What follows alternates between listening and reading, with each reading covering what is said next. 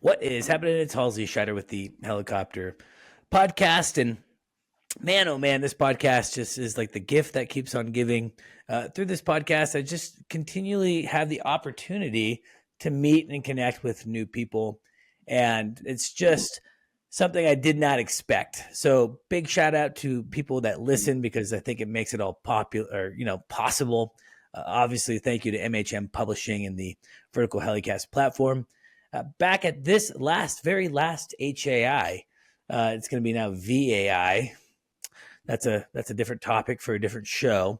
I was one of the big highlights of the show was the Hill helicopter had made an appearance, and the gentleman accompanying me on the show today, Clint Pulver, reached out and said, "Hey, I know that you had done a podcast with Jason. Do you mind coming in and shooting some content?" And I was super excited to, obviously. So we went over to the helicopter. It was pretty cool, actually, Clint. I mean, I know that you were probably busy like me, kind of shooting content the whole time, but it was like I came over there to shoot some content, and there's like, I don't know, 300 people around us? Easily. I was like, oh my gosh, like I have to pretend like not to be nervous. And honestly, like, I don't want to toot my own horn, but I killed it. Like it just was good flow. We had a good conversation.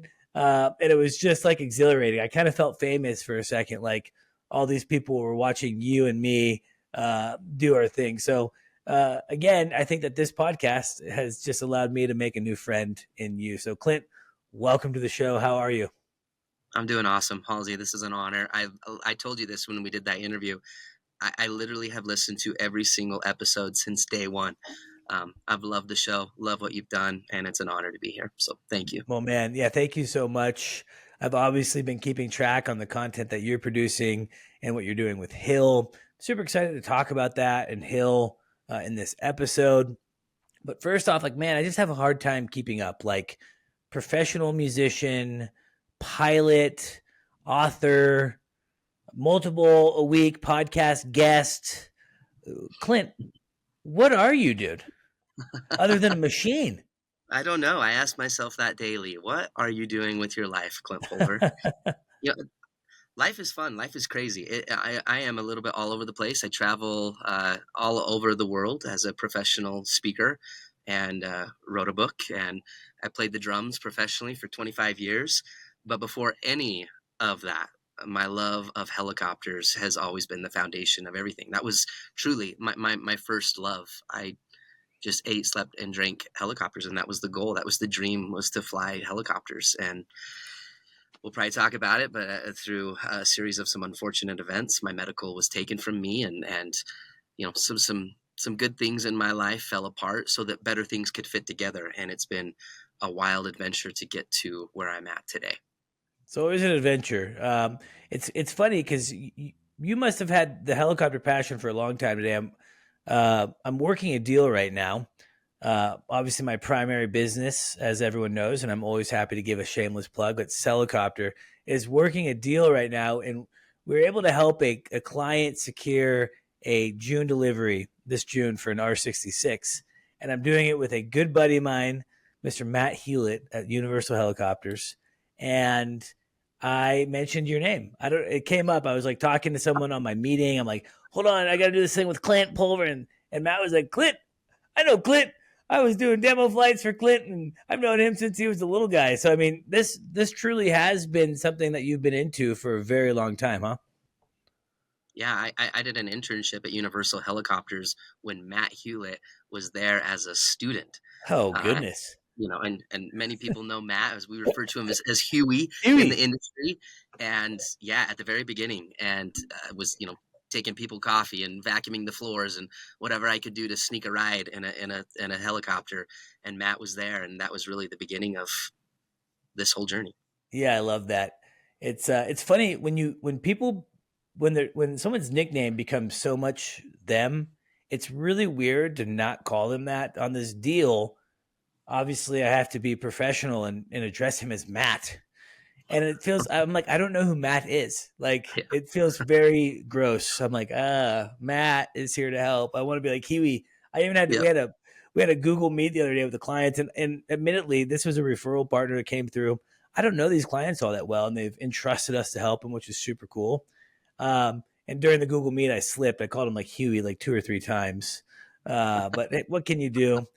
It's funny that you talked about, interning and doing that as a youngster and trying to get in the helicopter as much as you can. We used to go on a yearly summer trip to a place up in Oregon, Central Oregon, called Sun River.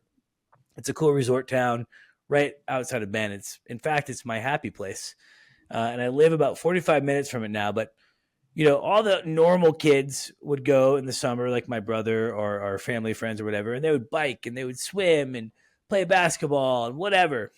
Not me. 7 a.m., first light, get on my bike, ride straight to the airport, spend the next 9 hours at the airport. As airplanes would land, I would go out and try to score a ride in the airplane. No one ever took me. No one ever took me.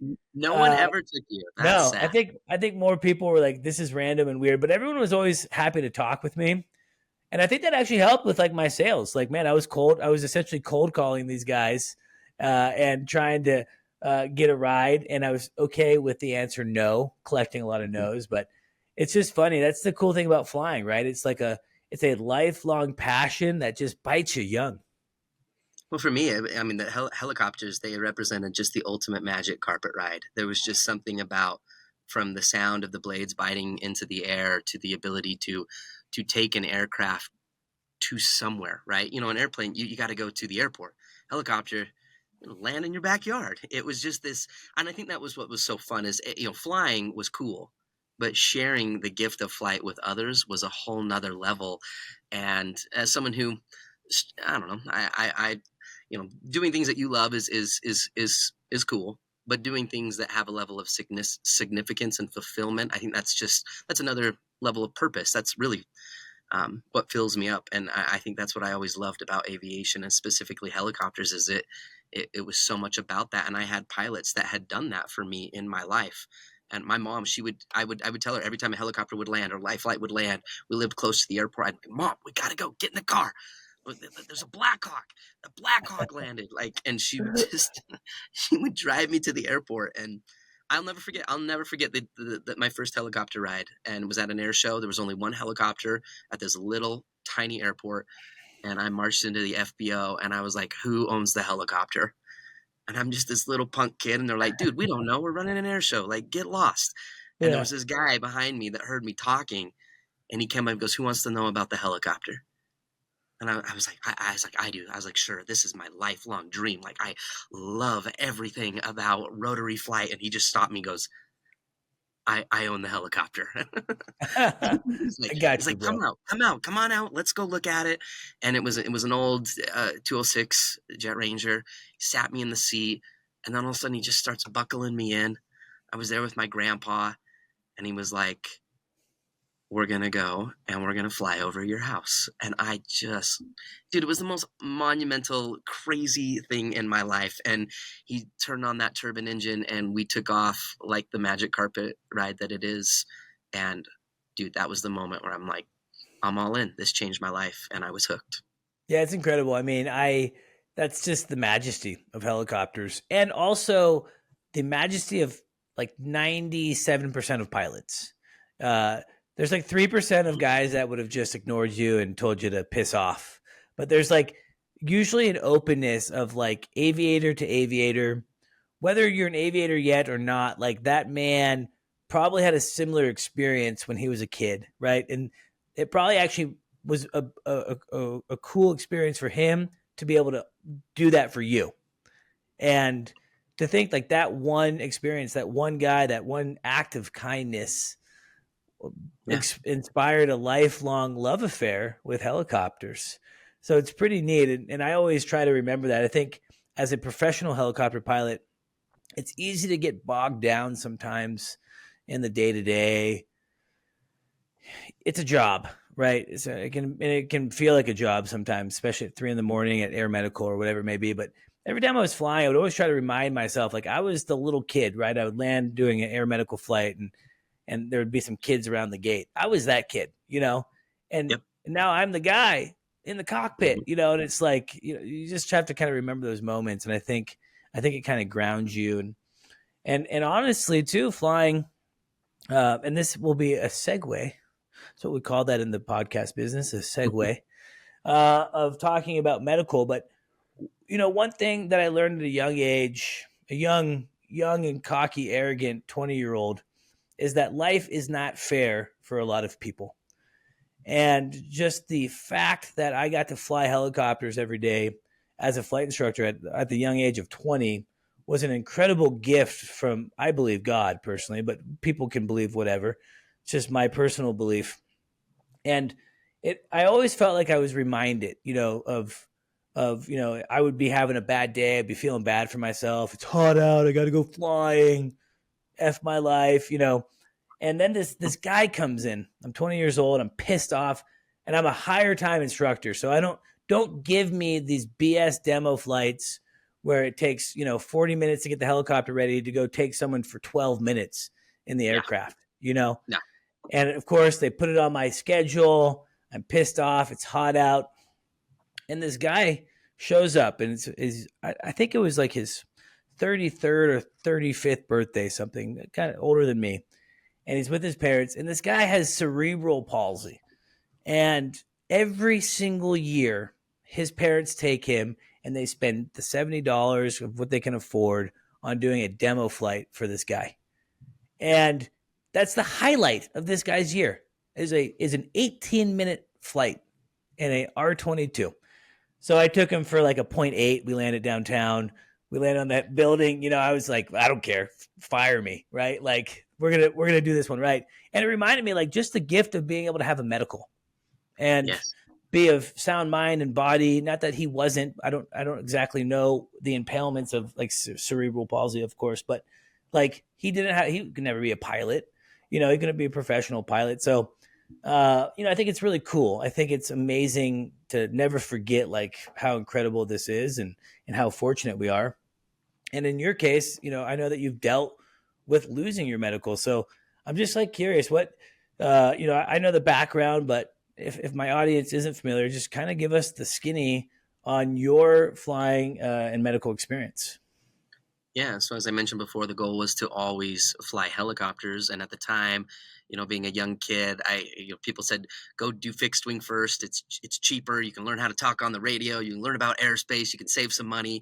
So I went the fixed wing route first at a local airport, and I graduated as a senior in high school, and also with my private pilot's license to fly fixed wing aircraft. That meant more to me than my high school diploma did. And I was well on my way. After I graduated high school, I went and did a 2-year study abroad mission for my church. And when I came home at this point in the story, I was 21 years young. And at this age, you go and you renew your driver's license. And I remember I walked into the DMV, horrible place, and I waited It in is line. horrible. And finally, the lady, she calls out my number. It was number 242. And I walk over. She goes, okay. And she starts looking through my paperwork. She says, put your head in the black box and read off the letters. I said, okay. Uh-oh. And I put my head in. Screen goes white, and there's 6 black dots. And I looked at her and I said, I see that the dots, screen's white. I can't read the letters. I think there's maybe a glitch. She's like, you got to push harder. I was like, okay, I push harder. And I said, ma'am, I think the machine's broken. She comes from around the counter, pushes me out of the way. She puts her head in the black box and she reads out loud, CKGELFWZYN. And she looks at me and she's like, kid, can you read? And I was like, ma'am. I was like, yes, I can read. She said, honey, then I don't know what to tell you, but like, I think you're blind. Like you can't see this. And I said, ma'am, listen, I drove here today to do. She's like, you're not driving home. I was gonna say, well, you're not driving home.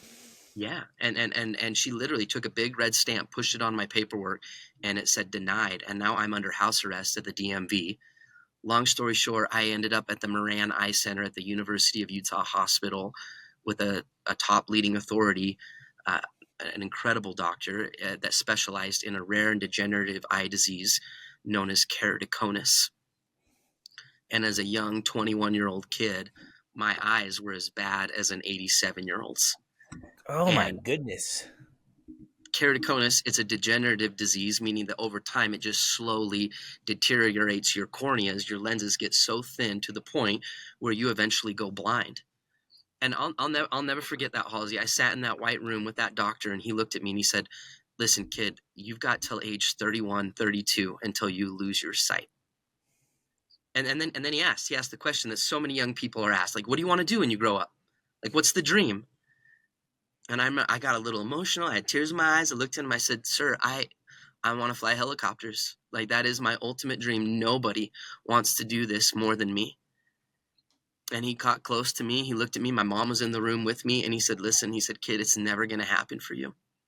He said, everything that I'm about to write in your medical history and your chart, everything that's happening and that will continue to happen for you at this point, with what we know, he said, it's just never a reality.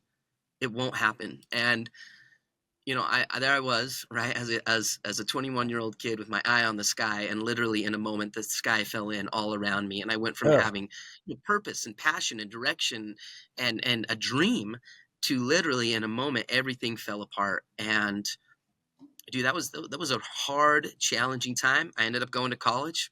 I was never going to go to college. I was like, I'm just going to fly helicopters, yeah. and I went into the medical field. And long story short, ended up I toured. Music was a big love, and played the drums for a long time. Did that, but realized I wanted to have a family, and being a touring musician isn't the best family life. And ended up writing a book and did a research study, and now travel as a professional speaker. But as we fast forward to where I'm at now, 6 years after I had graduated college, I received a phone call from the Moran Eye Center, and they said, we have just created and are starting to experiment on a new procedure with people with your eye disease. It's not FDA approved, it's completely experimental, and it's called cross-linking. And at this point, like, my eyesight's continuing to degenerate. Like, I'm barely legal enough to drive. And he said, do you want to be on this study? And I started crying. I was like, yes, yes. Yeah, of And course. I was one of the first human trials for this Wow. study, and they did the procedure on my right eye. And then 6 months later, they did the procedure on my left eye, and it completely stopped the progression of my eye disease Wow. and saved my sight, which I was so grateful for. But I still was nowhere close to seeing 2020 to be able to hold, a first class medical, to be able to fly professionally like I had dreamt of doing. As we fast forward to just a year and a half ago, Halsey, I was in for a routine eye exam with a doctor. As keratoconus patients, we go in often because my eyes are still shifting, still changing. And he looked at me, he looked at my medical history. It was a brand new doctor. And he said, listen, I see that you were at one time, you were a pilot. And I said, yeah, it was a huge love, huge part of my life. And he goes, why are you not in scleral lenses? And I'm like, I don't know what you're talking about. He goes, they're brand new. He's like, they're incredible. He's like, the geometry, the shape, the lens. We put this fluid in between the lens and the eye, and it's changing the game for people that have your stigmatism, that have the coning of the eye that takes place for you. And I looked at him and I said, listen, in all due respect, I've been through this for years, and doctor after doctor has said, "Oh, try this lens," or "Let's try this." I mean, I've probably tried on, I'd say, 25 different sets of new advances in this medical world. And he Sure. goes, "Please," he said, "Clint, please, let me just let's try it." And I said, "Okay." And 6 months later, after fit after fit after fit, trial after trial, um, I will never forget this moment. Just like how I talked about the first day that I flew in a helicopter. I think what really makes a great story in our lives, we don't remember the days in a life. We remember the moments. And this was a moment when we sat there and he said, "What's better, one or two?" I said, "Two." He goes, "Okay, two or three." And we went through this process and he clicks down on the screen. He goes, "All right, read that line." And I said, CKELWZN.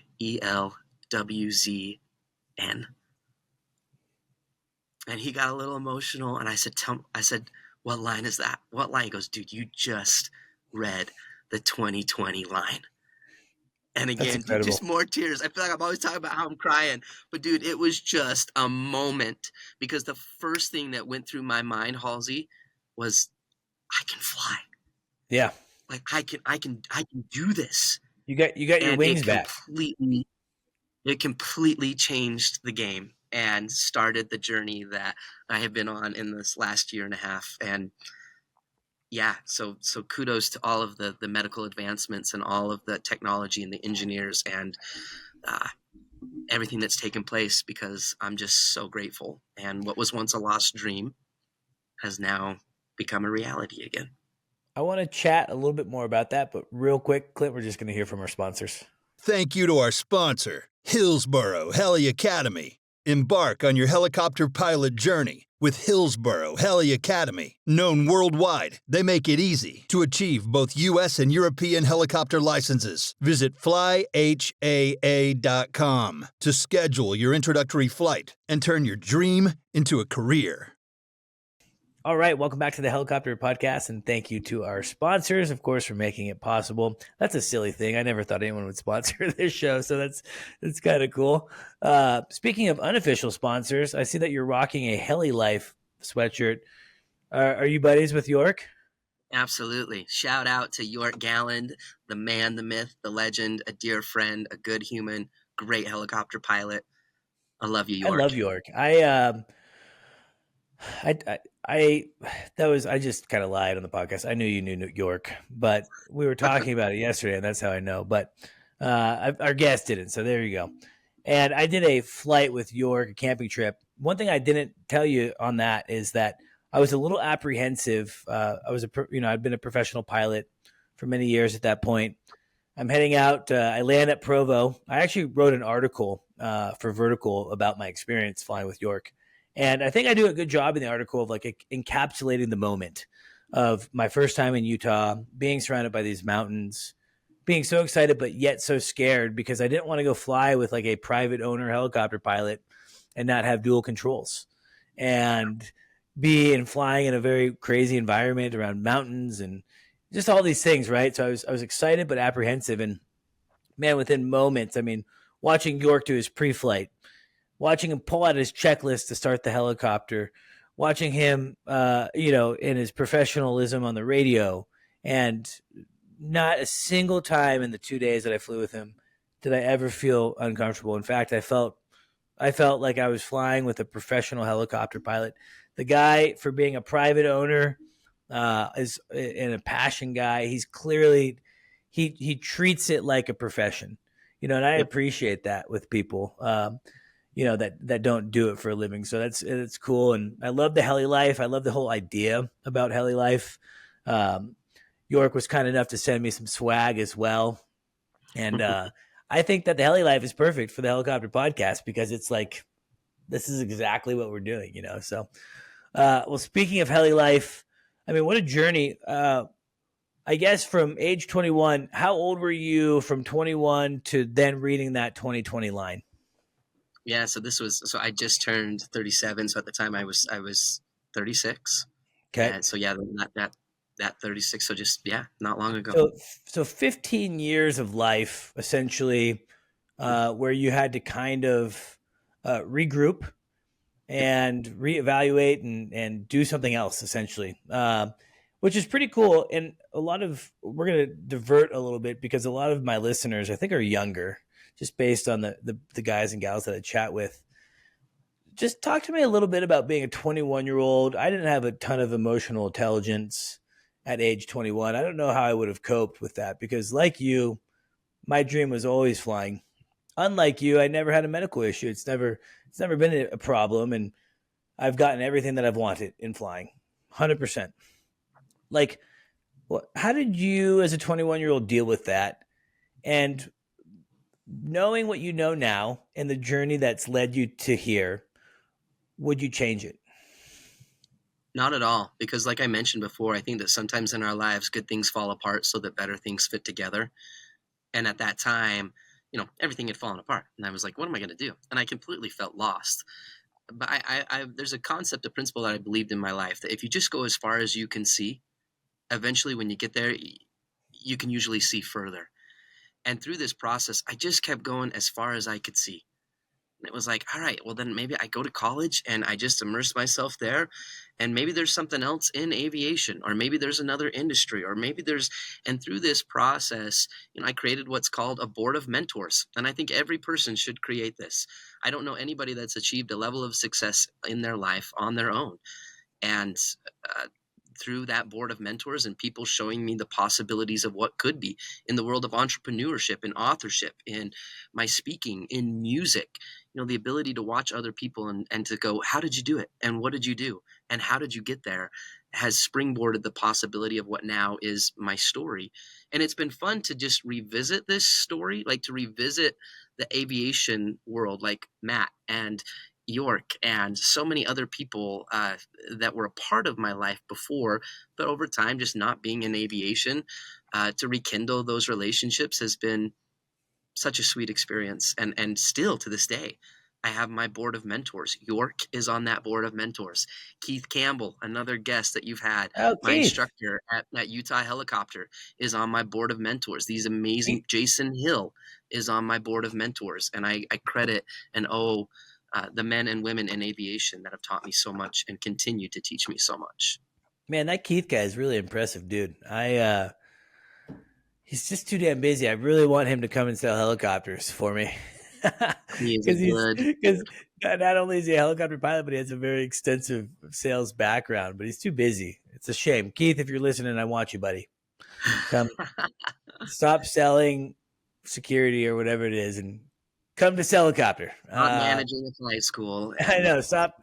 Yeah. Who buys a flight school? That was a fun episode. What a neat, what a cool perspective to kind of hear about that. And, but I think I've always thought about this, Clint, like every disappointment that I've had has put me in a direction in which I would have never imagined. And it's always hard in the moment when you're getting bad news to like understand, or like if you're having a bad day and someone's like, oh, it's going to get better. It's like, shut up, like, let me just have my pity. And I think it's okay. As my mom would say, like, you're allowed your 1 cup of pity, but then move the F on. That's my mom, by the way. I just encapsulated her. And so, for me, it's like, I find it incredible. And I've got to hear these stories in the podcast. I've talked to another guy, and I feel so bad. I blank on the name, but it's been a while, but he essentially had the lifelong dream to be a pilot as well. And he ended up being colorblind. Yeah. And so he did a 20+ year career in the military, actually as a musician, pretty cool story. And ended up figuring out that there was an alternative test called the Farnsworth Lantern test that you could take. But he wouldn't change it. Like his military career was inspiring to him. It was fulfilling. It was important to him. And now he's getting to be a pilot professionally, flying helicopters and airplanes, actually. Because of his military service, he didn't pay for a dime of it, right? So it's like pretty cool. It didn't work out the way that you originally thought. So I always tell young people and medium-aged people and even old people, be flexible, right? Yeah. Like it's you're not always going to get your way. Life is going to throw hurdles, and you just have to be flexible. You got to be open to divert. And I swear, every time I look back at hurdles, I'm like, man, I'm so glad that happened. I was so bummed at the time, but so I think it's neat. And to our listeners who are maybe younger, or maybe you're going through a hard time right now, like everyone does. And usually you come out bigger, stronger.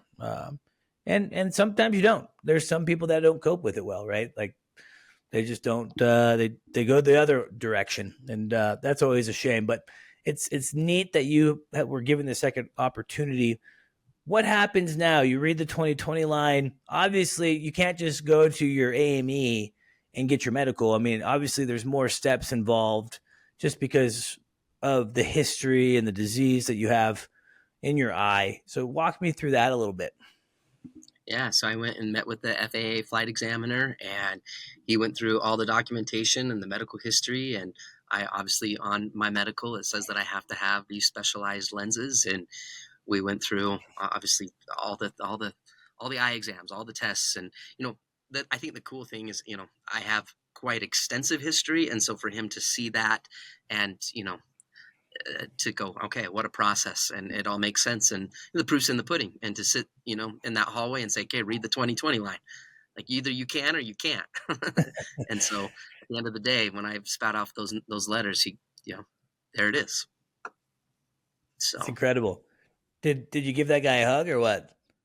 I did. I told him the story, and I those guys and gals that are FAA medical examiners, I think whether they're pilots or not, I think they understand the role that they play to some extent. Like they're messing with people's livelihoods and their careers, and Yeah. it's a responsibility for them, right, to make sure that we are putting qualified individuals, healthy individual people that can do, especially if you're flying professionally.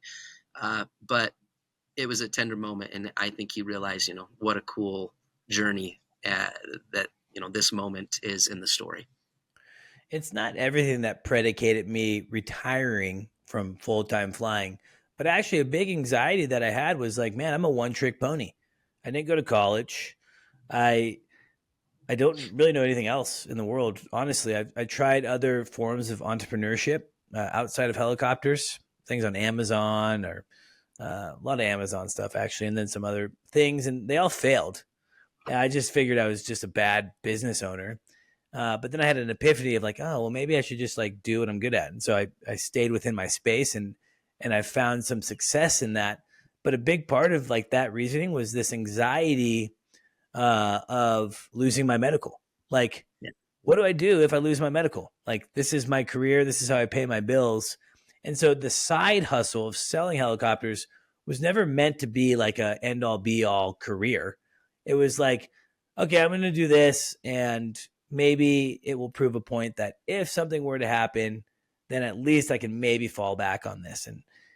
And just kind of grew and grew. And so it's kind of funny how it all turned out. But truly, the medical thing is kind of a scary topic.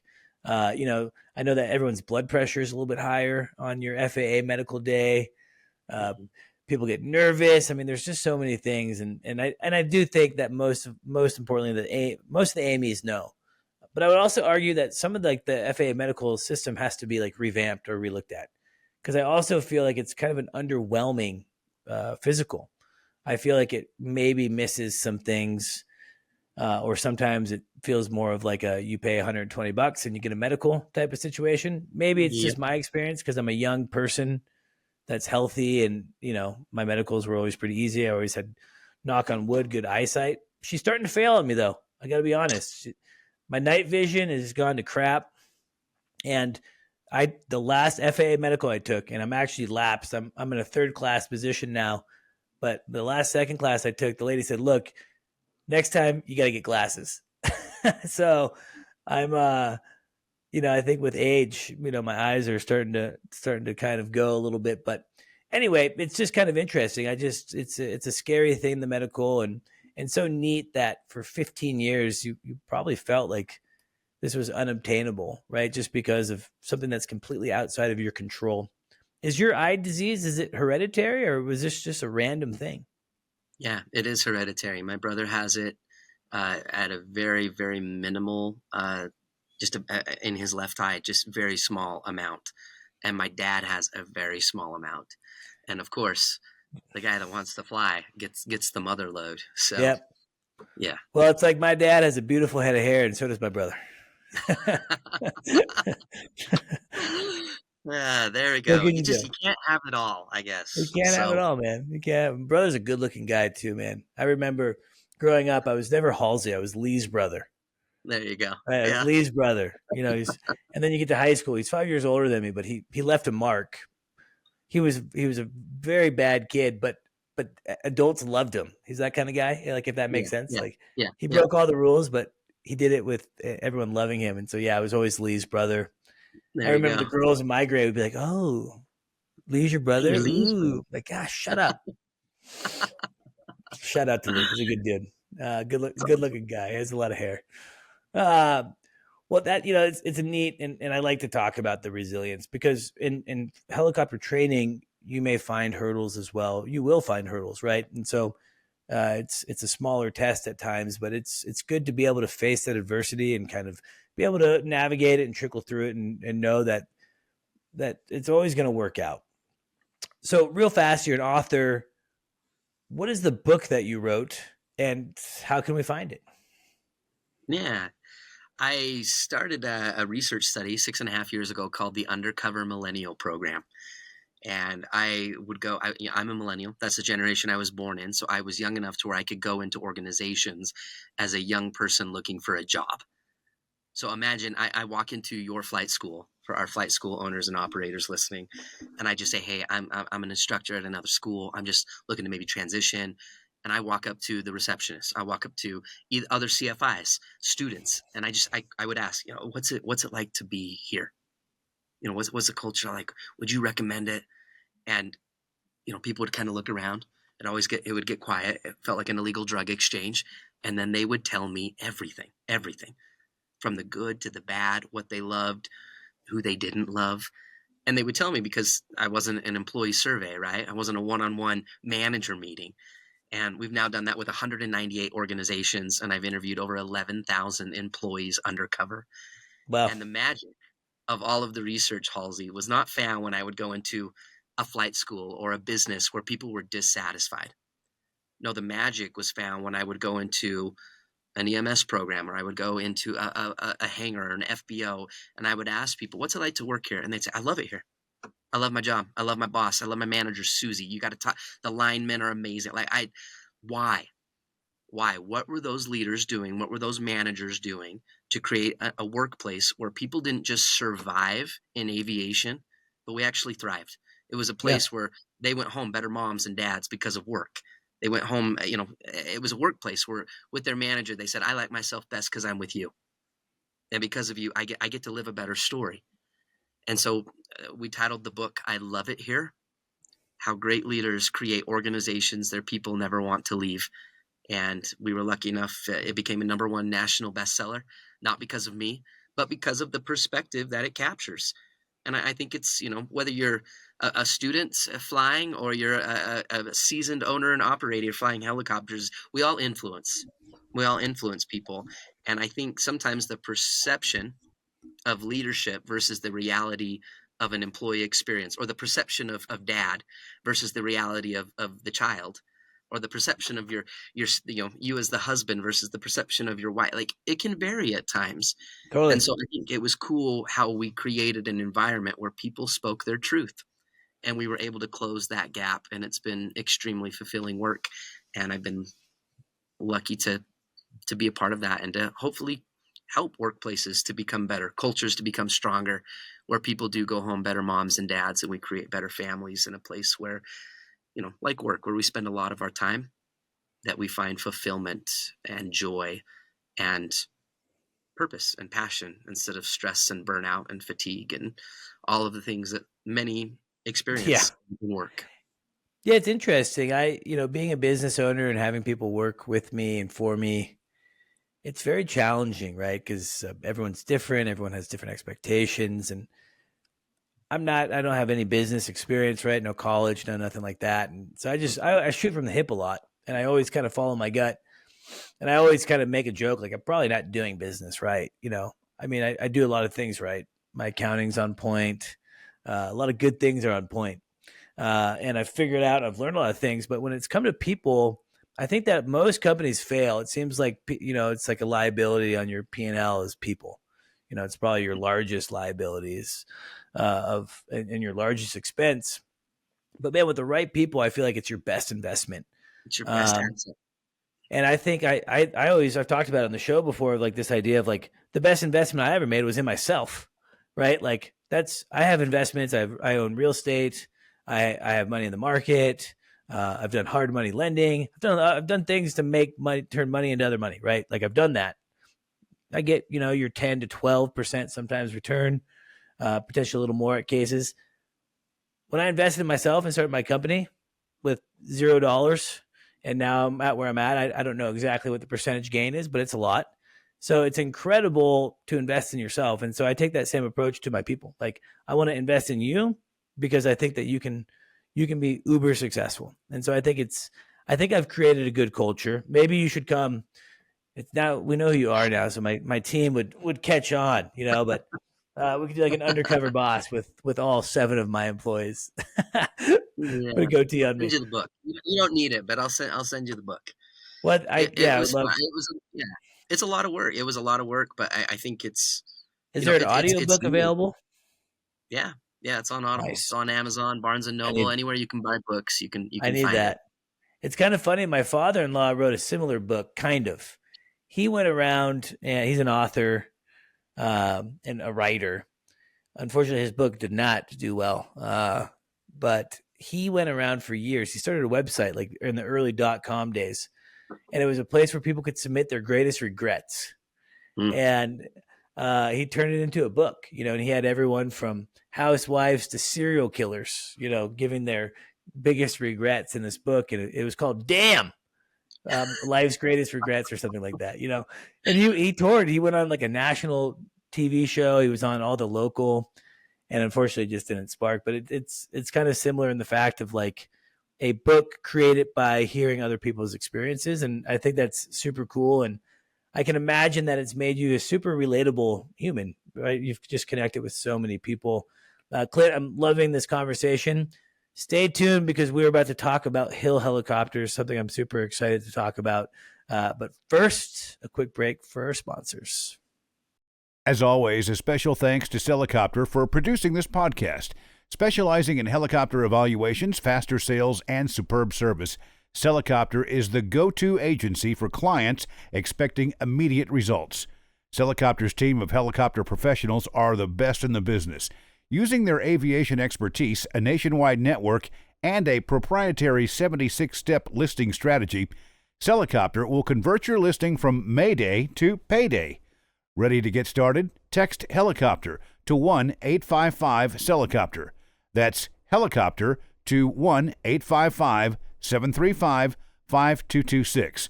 And a Helicopter pilot agent will reach out. Helicopter. List it, sell it, done.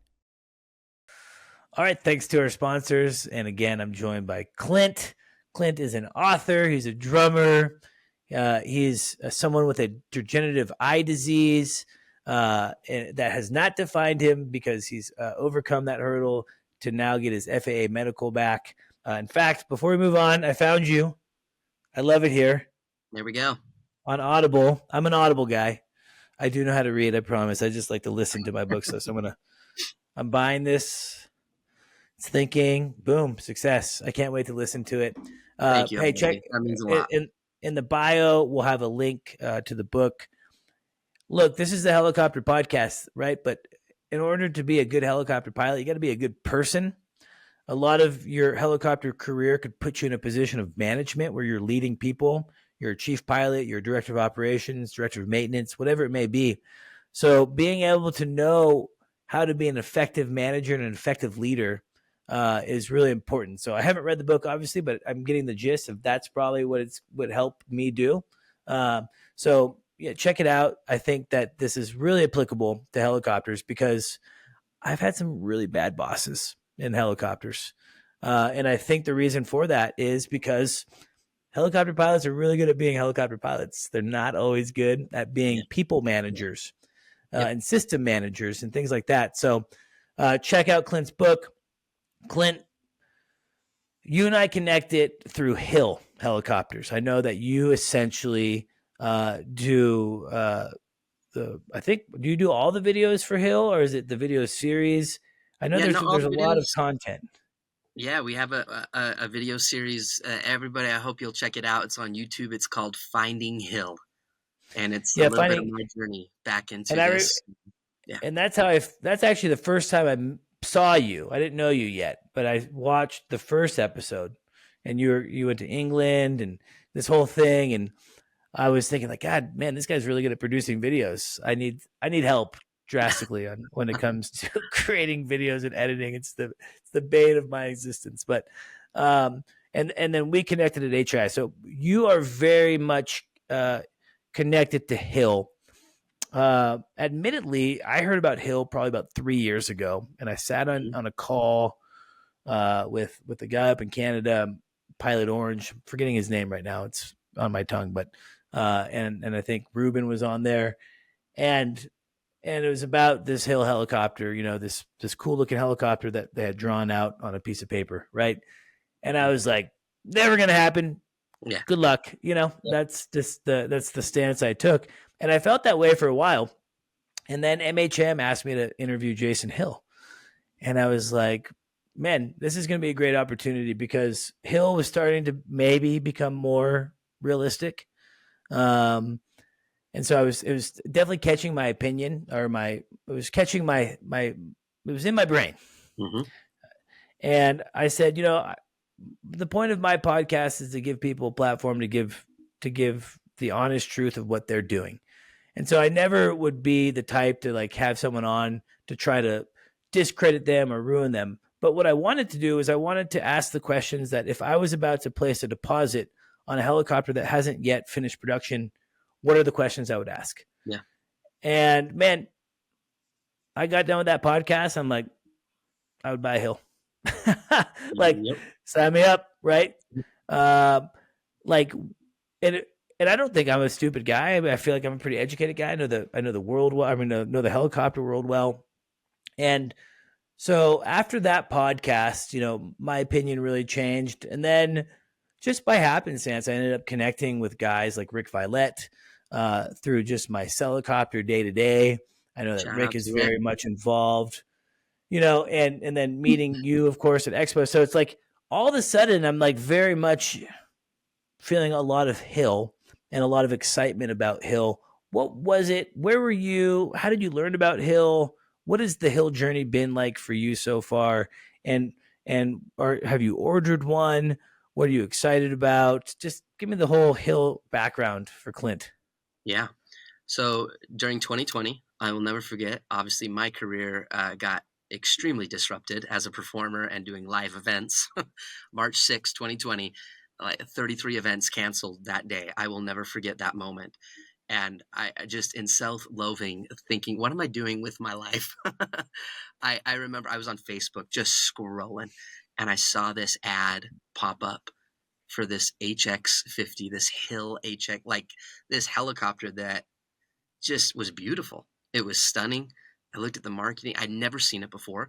And someone who had a history in helicopters and, I could spout off almost every make, model, like loved it. It was a part of my life. I clicked it and I went in and started looking at the specs. I started looking at the process and there was this guy named Jason Hill and I went down the rabbit hole for a little bit. But again, at that time, this was just a dream that was once lost and I couldn't fly. I had the cross linking, but I wasn't close to seeing 2020. It was just a pipe dream. And I remember telling myself in that moment, I said, man, if this was ever a possibility for me, if I could ever do this again, that would be the machine. The price point, the power, the knots, the innovation. Can I say that? The features and the things that he was doing and the forward thinking that sometimes in aviation and in this industry we struggle with. Like certification is a hard thing. Doing new things at times can be more difficult than maybe in other industries. And I just said, man, he's doing it in all the right ways. He's taken the best of the best, the greatest hits from all of these other manufacturers, all these other innovations and technologies in the world of rotary flight, and he's put it into one machine. And so fast forward to a year and a half ago, this all came about. I got my medical. I'm like, I'm back in the game. And I instantly thought of Hill helicopters. And I did my homework, man. And I talked to as many people as I could, heard many of the same things that you did of like, yeah, it looks amazing, but I don't think it's going to really happen. Or, it sounds like an expensive coffin. That was one of the things that was told to me. There's been X amount of companies that have done this before and they've never worked out and people lost all their money. But there was also an extreme hint of, I think they're going to do it. It looks amazing. He's got all the right players. And I did my homework through the process to understand really the true story behind it. And I said, you know what? I've taken shots and risks in my life, and some of them worked out and some of them haven't. But at the end of your life, Halsey, I believe that you're going to be surrounded by two things. You're going to be surrounded by the woulda, shoulda, couldas, or you'll be surrounded by the do it, did it, done it's. I And like in that. this moment, dude, I exercised 20 seconds of insane courage, and I bought my first HX50, and it immersed me into this world. And out of just gratitude, I found Jason Hill on LinkedIn, and I shot the guy a message, like thinking, you know, I work with CEOs a lot, and professional businessmen and women, and they're busy people. And I just told them a little of my story, told them how grateful I was, what the HX represented, what Hill represented, what he was doing in this industry, and I believed in it. And he wrote back, and that started a dear friendship. He invited me out to England to experience the factory, to experience the helicopter, to meet him. And you're always afraid, I think, at times to meet your hero, to meet the people that you admire, because sometimes it doesn't turn out great. Yeah, you might not like him. And for me, Jason Hill, Izzy Hill, his sweet wife, the whole team, they are the real deal. It's some of the most genuine, authentic, caring people. He invited me to his home. We sat in beautiful England in the countryside, just hearing about his heart and the journey and his dedication and his vision and the authenticity behind doing this right and doing it for the right reasons. And he took me flying. It was just, he didn't have to do any of that. And to see the humanity in this industry, but the passion, the skill, the credibility, everything that makes up Jason Hill and this company, I stand by it 100%. And I said, I need to tell this story. The thought of, I've learned in my life, you learn, you earn, and you return. And the ability to maybe give back and maybe capturing some of these moments in hopes that it might inspire somebody to do the same, whether or not they buy a helicopter or not. The thought of, maybe I go back to nursing school. Maybe I write that book. Maybe I sing that song. Maybe I do more of the woulda, shouldas, and the couldas in my life. At the end of this journey, I look back and go, that was a life well lived. That was a life of significance, not just a life of success. And the moment I bought the HX50 and have taken part in this journey with Hill Helicopters has truly been a moment where I felt like I was really living. Yeah, I mean, it's an incredible thing. And I think innovation is always met with opinions, right? Mm-hmm.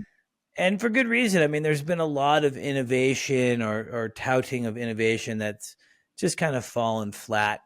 Not just in helicopters. In fact, there's been some helicopter players, but in other spaces, cars and you name it. Fixed it's always wing going aircraft. to fixed wing. And it's interesting. And I think we as humans, we have the I call it like the old man syndrome. Like, when new things come out, especially when it comes to technology, I always feel like it pisses old people off. Like, stupid. I don't need the internet, And it's because it's just uncomfortable. It's not something they grew up with. They don't want it. My dad doesn't know how to turn a computer on, right? It's just not his thing. It's not his generation. It didn't affect his business or his livelihood. So he just doesn't like it, And so I think that people, especially helicopter pilots, very opinionated, have a lot of opinions. And I would encourage people, man, if you're not taking Hill seriously, go do some research, man. Check it out. See what they're doing. Check out the videos that Clint's producing and creating. Go to the website. They do, I think it's monthly meetups where Jason comes and it's a really well shot video of kind of an update. They just moved into a bigger factory, or they're in the process of doing that. They're building all the components in-house, which is insane, which is nuts. It's never been done. But a big reason why OEM lead times right now are 24 months is because That's right. Every component of the helicopter is provided by a third party, right? Yep. And so this is such an interesting concept. There's some really cool safety concepts. That was a big push for me. I I was wanting to kind of get him a little bit on this idea of safety, and nope, couldn't do it because he has a plan. And honestly, the plan for safety and the plan for these helicopters to communicate with the mothership, that's $1 billion business in itself. Like that's, man, forget making helicopters, just make that to put in other helicopters. I mean, that's to me like a brilliant thing about the Hill. And so there's so many cool things. It was so fun to see at Expo. The buzz was real.